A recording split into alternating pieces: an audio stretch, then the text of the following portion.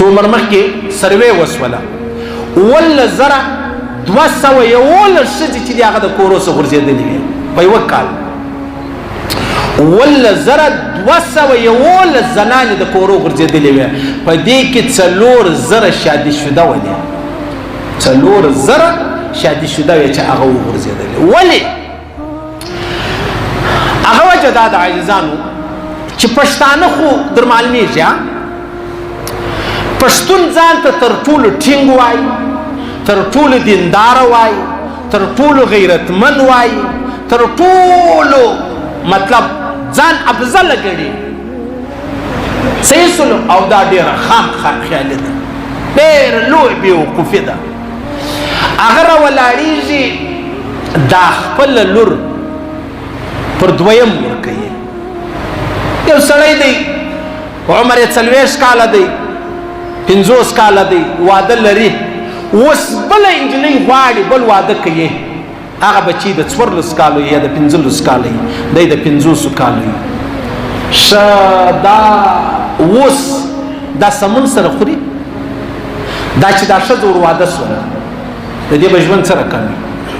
د دې ښځو د کورو د غورځېدو په دا 4,000 چې شادي شده غورځېدلې دي یوه بنیادي وجه دغه ده چې زموږ پښتانه د روپۍ زامن د دنیا زامن د دولت زامن لور پر خرڅوي لور دا نه یو نه دي ورسه یو ګورې په څه وویني ملا به هم وي تبلیغي به هم وي مجاهد به هم وي حاجي به هم وي لیکن یې به دی د خپلې لور چې شي هغه خپله لور چې د هغه به خرڅه کړي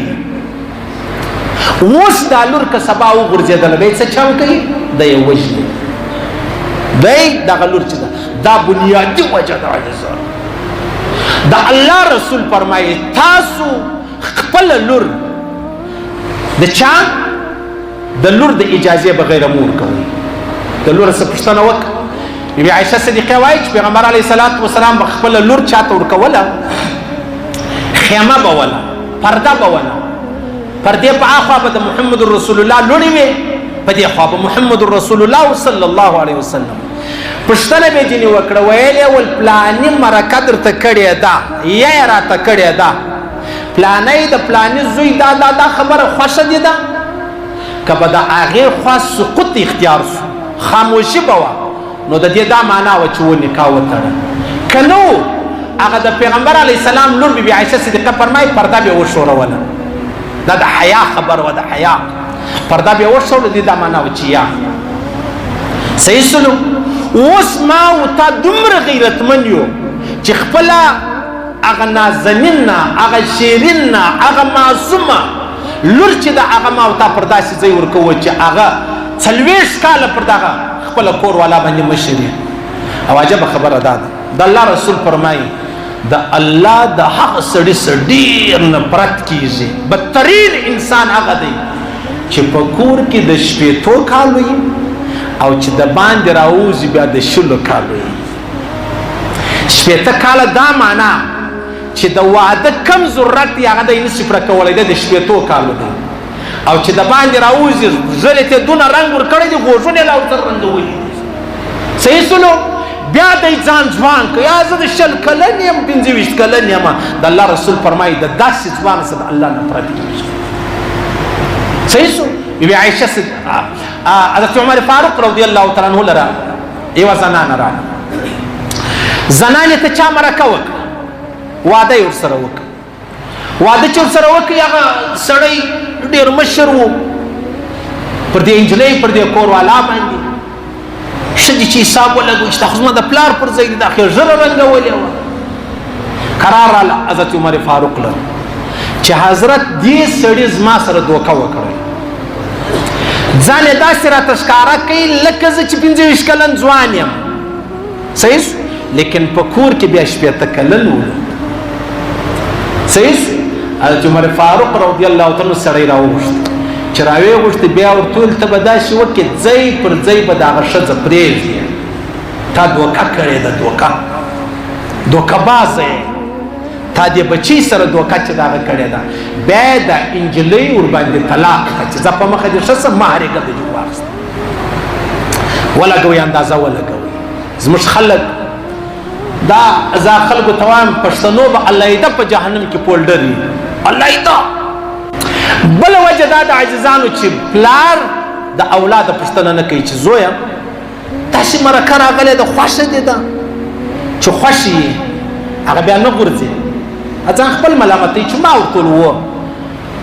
پلار خو وروره بیا خلاصه د خبره پیغمبر علیه السلام لره ښځه راله یا رسول الله زما بابا زما د اجازې بغیر زما د اکا وزوی ته ورکړی د الله رسول الله وغوښتل ولې دا بچی څه د پوښتنه ولې نه ده کړې صحیح شو بیا یې هغه هلک راوغوښتې چې دا نجلۍ به یې لکه یې څومره عجبه خبره ده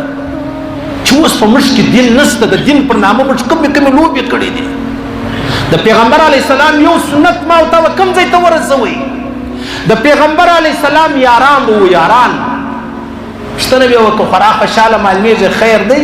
ولې یا رسول الله ماښام یې واده واده دې وکړئ ماشاءالله ماشاءالله ماشاءالله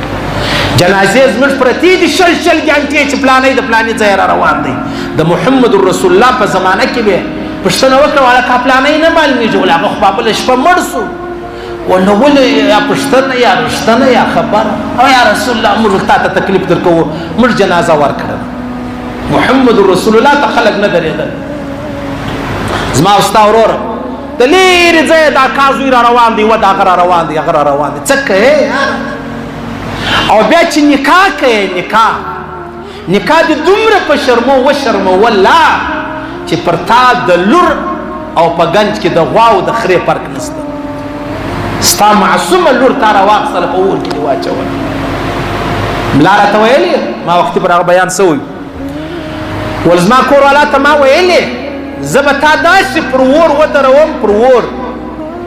چې زه به دا کوچنۍ لور